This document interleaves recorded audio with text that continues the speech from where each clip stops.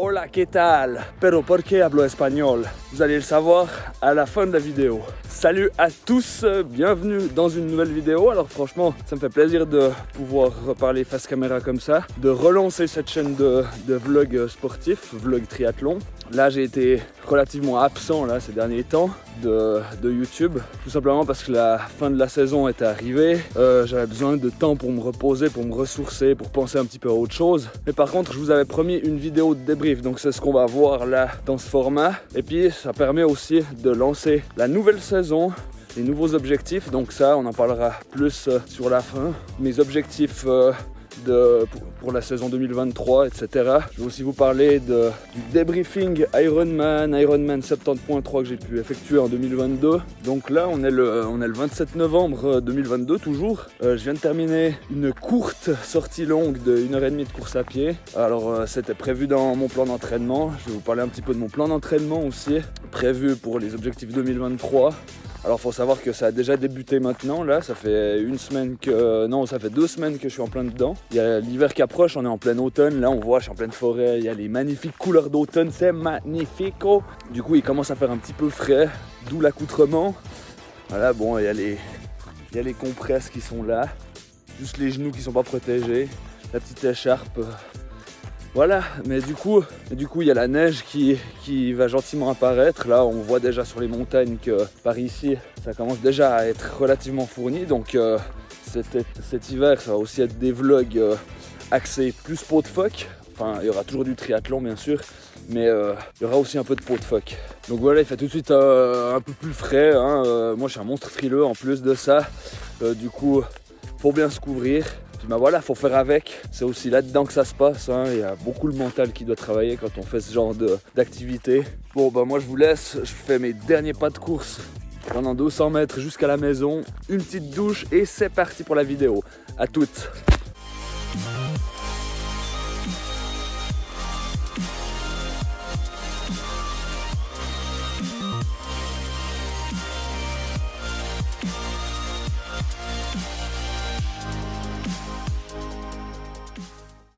Voilà, donc petit thé à la cool, big up Triathlon de Lausanne, merci pour la tasse. Voilà, du coup, sorti de la douche, on va pouvoir commencer ce débrief de cette année 2022.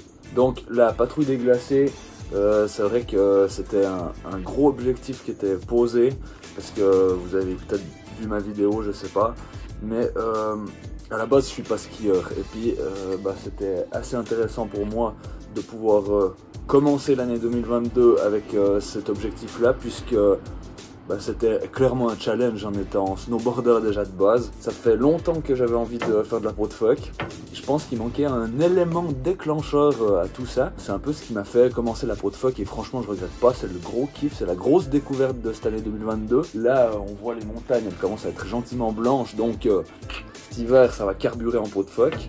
Alors sans négliger bien évidemment la préparation aux objectifs qui viennent pendant cette année 2023. Alors on y reviendra plus tard. Franchement c'était la grosse découverte, j'adore ça. Et puis j'annonce d'ores et déjà que la prochaine patrouille des glacés, donc la patrouille des glacés c'est tous les 2 ans. Donc la prochaine en 2024 va se faire avec une équipe que j'ai déjà, il y a des mouches là-dedans, mais que j'ai déjà pu constituer au sein de l'armée en fait. Il faut savoir que la patrouille des glaciers c'est une course militaire à la base, et puis moi j'avais vraiment envie de pouvoir y participer, y reparticiper. Alors là j'étais réserviste, donc là mon but c'est de la faire sans être réserviste. Donc là j'ai trouvé 3 autres personnes qui vont pouvoir y participer avec moi, mais j'étais clair dès le début que être réserviste c'était pas possible pour moi pour 2024. Donc là le message est clair au moins. Donc on verra bien, vous aurez plus d'infos plus tard. Oh la vache c'est brûlant. Bref, alors il fait quand même un petit peu frisqué, voilà, c'est mieux comme ça.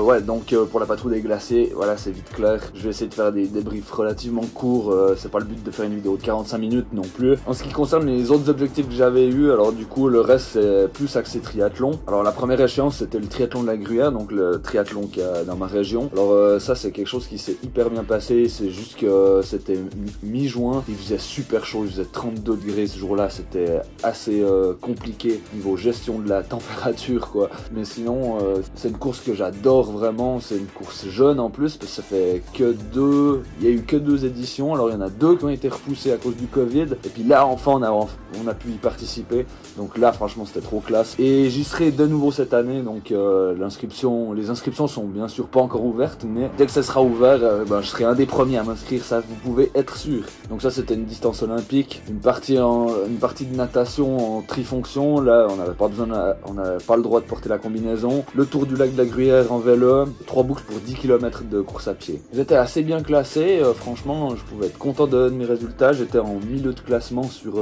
25 à peu près participants je crois que je suis arrivé 13e sur 26, un truc du genre, et franchement il y avait de la belle concurrence, des très bons athlètes, donc voilà, c'était surtout le tri de la Gruyère, c'était vraiment surtout la partie kiff quoi, c'était l'objectif de la journée. Suite au triathlon de la Gruyère, je dirais, c'était quoi, 2-3 semaines après le triathlon de la Gruyère, on est arrivé au Half Ironman de Andorre. Alors là c'est un peu pareil, niveau température il faisait super chaud déjà, c'est plein sud et puis en plein dans les montagnes, dans les Pyrénées, du coup là il faisait aussi 32-33 degrés, c'était assez suffocant quand même niveau chaleur, vous avez peut-être pu le voir, j'ai sorti une vidéo là-dessus, je vous invite à aller la regarder si vous l'avez pas vue, franchement je trouve que c'est une des vidéos les plus complètes et les plus cool que j'ai pu faire en cette année 2022. C'est vrai que j'ai pas tellement débriefé cette course, donc je vais le faire là maintenant. Alors j'étais pas au courant de ça, mais par contre il y a quelques semaines j'ai appris que le label Ironman avait annoncé que l'Half Ironman de Andorre était un des Half Ironman les plus compliqués du monde et qui était même le plus complexe d'Europe, je crois. Donc là je parle de la partie label Ironman, il y a d'autres formats de courses à distance Half Ironman qui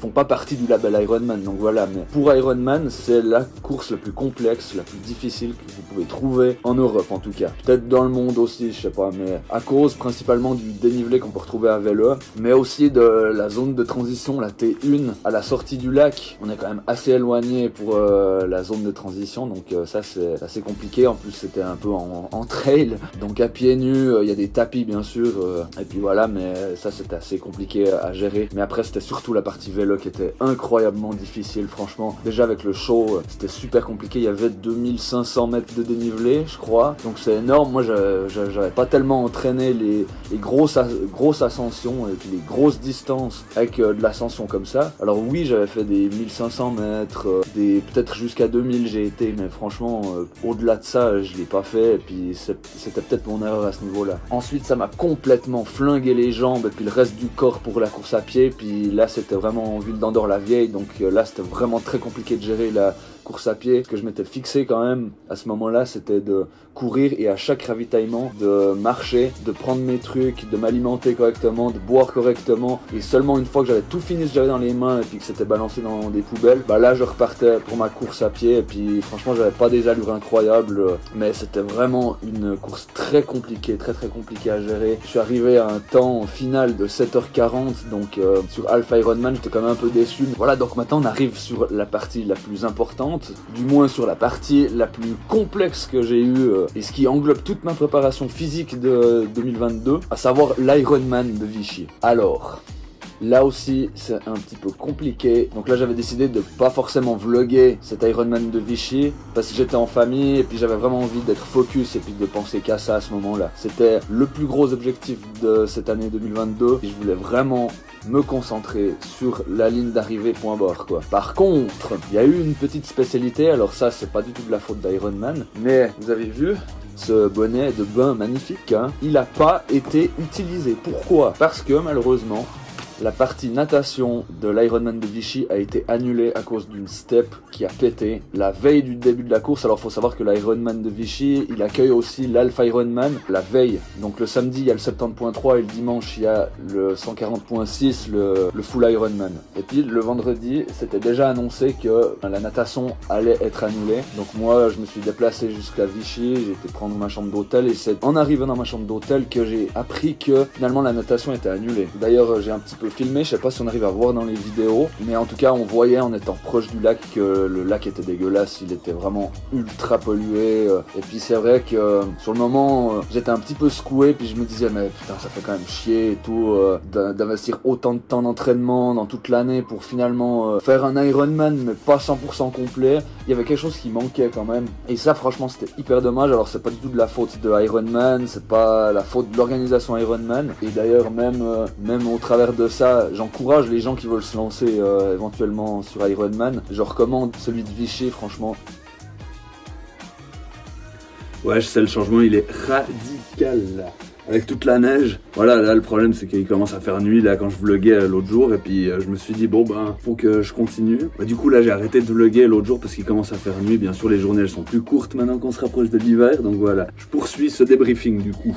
Donc j'étais justement en train de dire que je recommande clairement l'Ironman de Vichy. Il y a du dénivelé sur la partie vélo, et puis c'est du dénivelé relativement tranquille on va dire entre guillemets, parce que les pourcentages de pente sont pas non plus complètement fous et tout. Franchement il y a de quoi faire sur 180 bornes. Ensuite la partie marathon c'est 4 boucles, alors c'est un peu répétitif mais bon il y a de l'ambiance, et puis le paysage franchement il est joli, c'est assez cool. On tourne autour de l'Allier, le lac dans lequel on était censé nager et puis finalement pas. Donc voilà, maintenant à proprement dit par rapport à moi, ma course, il faut savoir que j'ai beaucoup de douleurs aux épaules dès que je suis trop longtemps sur mes prolongateurs.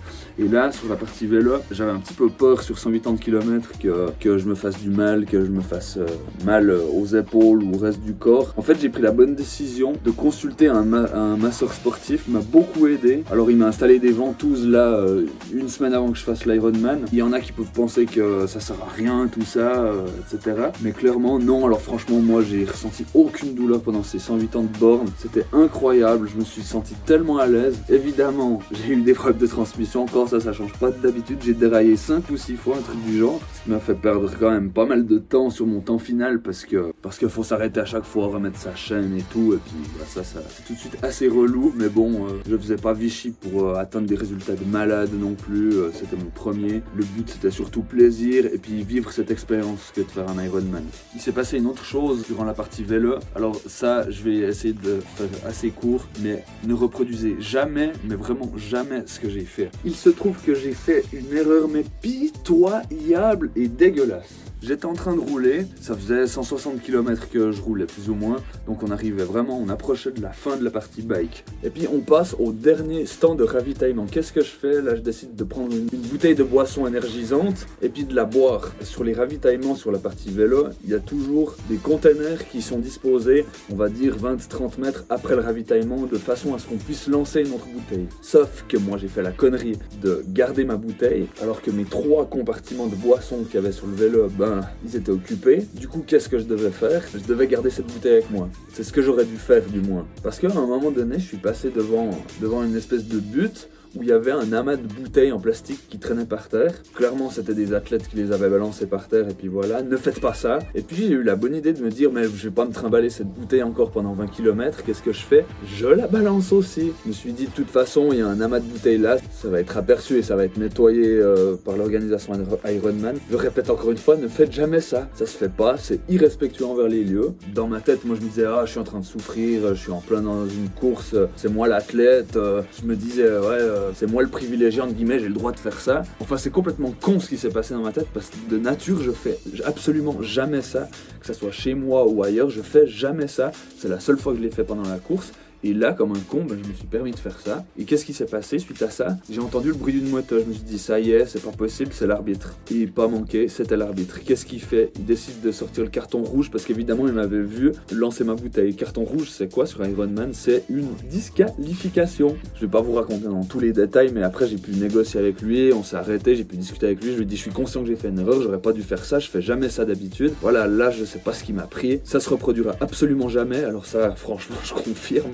Et puis pour finir il a été cool, il y avait déjà la partie natation qui avait été annulée, on arrivait sur la fin du parcours vélo, je lui disais j'ai hâte de faire mon marathon, laissez-moi continuer, c'est mon premier Ironman en plus et tout. Il m'a dit ok mais vous allez chercher votre bouteille, vous me la montrez clairement en revenant ici, et puis ensuite je vous laisserai poursuivre votre course et j'annule le carton rouge. Évidemment c'est ce que j'ai appliqué, hein. Je m'en voulais, ça se fait absolument pas de faire ça, et puis en plus de ça, clairement j'avais envie de continuer ma course, même en faisant un temps de merde sur Ironman, c'était franchement pas grave quoi. Du coup après, merci à lui, j'ai pu continuer ma course, franchement, c'est classe. Je le répète encore une fois, ne faites pas ça, c'est complètement débile. Moi, ça m'a clairement donné une leçon au moins, c'était la première fois que je faisais ça, première et dernière fois, et puis tant mieux, ça m'a donné une leçon. Ironman, ils sont hyper stricts avec ça, et puis ils ont entièrement raison, il n'y a rien à dire là-dessus. Ensuite, du coup, arrivé en zone de transition, ça faisait du bien de poser le vélo, mais en même temps, je me disais, ah, j'étais vraiment bien sur ce bike, tout ça. Et puis, du coup, c'est parti pour le marathon. Là, j'ai eu droit aux encouragements de la famille et tout, donc ça fait tout de suite très chaud au cœur. La petite erreur que j'ai faite, c'est sous le coup peut-être de la motivation et puis du fait de changer de discipline, de passer du vélo à la course à pied.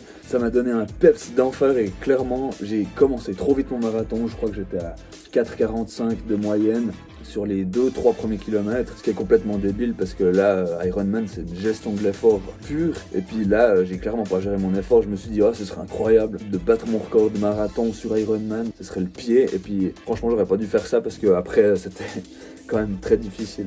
Là, après, il y a un autre souci qui s'est passé qui me faisait déjà un petit peu peur avant de débuter la course. C'était le problème de l'alimentation. Alors, l'alimentation, il faut savoir que ce genre de course, ça dure quasiment toute la journée, hein, donc il faut bien manger et boire tout le long de l'effort. Ce qu'on mange, c'est quoi? C'est des fruits secs, du gel, des produits énergisants, etc. D'ailleurs, pour ceux que ça intéresse, c'est ce genre de gel Powerade que j'utilise. Hein. Alors sur le vélo, je crois que j'en avais genre 11-12 sur moi. J'en avais encore autour de mon dossard pour la partie course à pied. Bien sûr, il y a des ravitaillements et tout ça, donc il y a toujours de quoi s'alimenter. Sauf qu'au bout d'un moment, c'est bien joli, à force de boire et de manger, il y a la digestion qui se fait. Qui dit digestion dit toilette, tout simplement.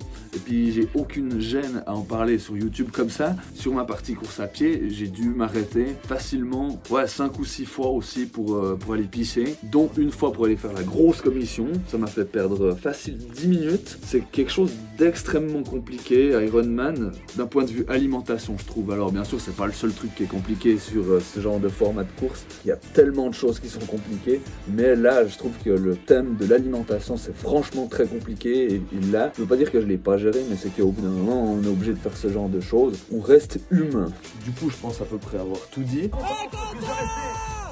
il est suisse, c'est un compatriote Quentin. Allez, félicitations Quentin, you are an Ironman. Ah, l'émotion, elle est palpable quand on voit ces sportifs, ces athlètes du triple effort qui terminent cet Ironman, ce VinFast Ironman de Vichy. C'était une expérience incroyable, c'est juste dommage que la partie natation ait été annulée, mais comme je le dis, franchement c'est partie remise, j'ai clairement envie de me relancer là-dessus. Alors on y reviendra après, mais pour 2023, pour l'instant c'est pas prévu. Ça demande quand même énormément de temps et d'investissement, donc c'est quand même hyper conséquent dans l'année, surtout que là, moi, je m'étais planifié un plan de 8 mois, donc c'est une grosse partie d'année, hein. Mais ça fait le 3/4 de l'année en fait, souvent des entraînements longs et compliqués en plus, donc voilà.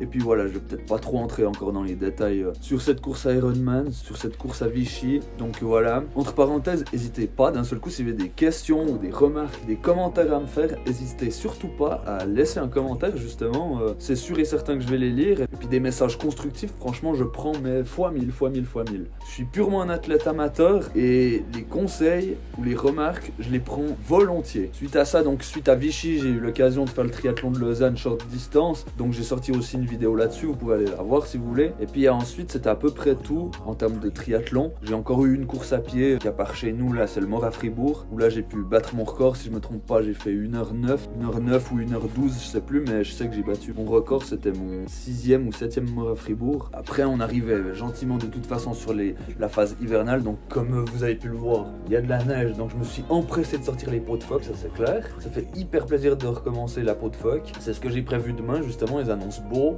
parce que là c'est jour blanc complet, mais demain je vais faire un petit peu de peau de phoque. Mais pour parler à présent de 2023, j'ai déjà plus ou moins annoncé sur les réseaux, mais je vais participer à l'Ironman 70.3 de Punta del Este en Uruguay. Donc là, le but de cet Ironman, ce serait d'améliorer mon temps sur Ironman 70.3, mais c'est aussi pour voyager, pour découvrir un pays et histoire de pouvoir représenter la Suisse d'un point de vue purement amateur, bien évidemment. Et c'est aussi pour passer un moment avec des potes, on va aller entre potes, et j'annonce déjà là dans cette vidéo que on va vlogger tout ça, ça va être super cool. Vous allez voir, on va pouvoir vous emmener avec nous, ça va être trop la classe. Là, au-delà de l'Uruguay, j'ai encore le marathon d'Amsterdam qui est prévu pour octobre 2023. Mais sinon, entre-temps, j'ai absolument rien de prévu. Comme je disais avant, je prévois pas forcément de me refaire un full Ironman. On verra, je vais peut-être changer d'avis, mais pour l'instant, c'est pas au programme. Je vois plus ça pour 2024. Donc ça, c'est de la musique d'avenir, on verra tout ça. Là, du coup, l'Ironman en Uruguay, il est prévu dans un petit peu moins de 3 mois. Donc, il faut savoir que j'ai déjà débuté un plan d'entraînement. Alors, quand vous voyez la météo, vous vous dites peut-être, ouais, mais attends, mais comment il fait pour s'entraîner comme ça en pleine saison d'hiver? Eh ben, c'est bien simple, hein. Je reste sur Zwift pour la partie vélo. Donc, pour ceux qui connaissent pas, Zwift, c'est une plateforme virtuelle qui te permet d'utiliser un rouleau sur ta roue arrière pour pouvoir simuler dans un monde virtuel un parcours en vélo. C'est super cool, ça fait 2 ou 3 ans que j'utilise cette application, elle est au top, je la recommande à fond. Ensuite, pour la natation, bien sûr, je vais pas nager en lac, hein. Déjà, comme je disais avant, je suis hyper frileux, donc voilà. C'est pas de l'eau libre, c'est purement de la piscine. Donc là, j'ai pris un abonnement à la Vaudoise Arena. C'est une piscine gigantesque. C'est trop la classe, l'infrastructure qu'ils ont fait là-bas. Et puis, c'est proche de mon travail, donc c'est au top. Je fais 2 entraînements de natation seulement par semaine. Il faut absolument pas négliger la natation, évidemment. Mais par contre, je pense que c'est quand même la partie dans le triathlon la moins conséquente qu'on peut retrouver. Et c'est pour ça que je me permets de faire que 2 entraînements de natation par semaine. Pour la course à pied, je cours pas en tapis, je cours à l'extérieur. Ça me permet aussi de pouvoir me familiariser avec la température, avec les basses températures. Ça fait du bien et ça me fait sortir clairement. C'est aussi le but quand je fais tout ça, c'est de pouvoir prendre l'air. Là, faire une préparation en hiver, c'est assez spécial, surtout qu'en Uruguay, à ce moment-là, ce sera l'été quand il y aura la course. Du coup, il va faire des températures entre 20 et 25 degrés, donc relativement chaud, mais pas trop chaud quand même. Donc, par rapport à la course à pied, il y a dans mon plan, bien sûr, des sorties longues qui sont prévues, mais elles seront remplacées de temps en temps par des sorties longues de randonnée en pot de phoque, parce que tout ça, il faut pas oublier que c'est aussi pour le plaisir. Et puis le plaisir, il vient pas en faisant tout le temps la même activité. Là, il y a de la neige, j'ai clairement envie de profiter de tout ça, de sortir les pots de phoque, tout en faisant gaffe évidemment de pas me blesser bêtement, parce que sinon je peux tirer une croix sur la course en Uruguay. Pour 2023, il y a des triathlons qui vont se faire, c'est sûr. Ironman, je pense pas, mais des triathlons distance olympique ou courte distance, ça c'est sûr et certain, il y aura. Enfin, pour finir cette vidéo, j'aimerais parler un petit peu de la chaîne YouTube. Donc moi, je fais clairement ça pour le plaisir, j'essaie de partager un petit peu mes activités, mon plan d'entraînement, mes objectifs, mes performances ou mes contre-performances également, parce qu'il y en a aussi. Mais là, maintenant, je vous demande de me laisser un petit commentaire, si vous voulez, bien sûr, pour me dire de ce que vous pensez un petit peu de cette chaîne et tout ça. Ça me tiendrait à cœur de lire vos commentaires, parce que je fais ça pour le plaisir. Je fais pas ça pour les vues ou pour la notoriété ou quoi que ce soit, absolument rien à voir. Moi, ça me fait plaisir de faire du montage vidéo, de filmer un petit peu et de partager ma passion. Donc n'hésitez pas à me dire ce que vous en pensez, ce que je peux améliorer, etc. Franchement, ça serait cool. Je fais jamais de pub comme ça quand je croise les gens ou quand j'en parle autour de moi. Genre, je fais très peu de pub. Mais là, je vous le demande dans cette vidéo, si vous pouvez un petit peu me donner votre avis quand même. Soyez évidemment constructif, ça m'arrangerait. Pour le reste de l'année, je vais essayer de faire des vidéos sans me mettre la pression et sans m'imposer quelque chose. Mais voilà, il y a des vidéos qui sortiront dès que j'aurai le temps d'en faire, et puis voilà. Et puis c'est tout, voilà. Là aussi, je vous invite à me rajouter sur Strava et ou Instagram. Abonnez-vous à la chaîne, c'est la première fois que je dis ça, et c'est la première et la dernière fois d'ailleurs que je dirai ça. Vous verrez à la fin de chaque vidéo que de toute façon, je vais mettre mon Insta et puis mon compte Strava, mais clairement, je suis absolument pas du genre à faire de la publicité comme ça, donc clairement, vous êtes 100% libre, et puis voilà. Bon bah ça m'a fait plaisir de pouvoir rebidouiller un petit peu sur YouTube. Comme je l'ai dit avant, n'hésitez pas à me laisser un petit commentaire. Moi, je vais continuer à m'entraîner en attendant et continuer aussi à apprendre un petit peu l'espagnol. Comme ça, on sera fin prêt pour l'Uruguay. Je vous dis à plus, prenez soin de vous. Allez, ciao!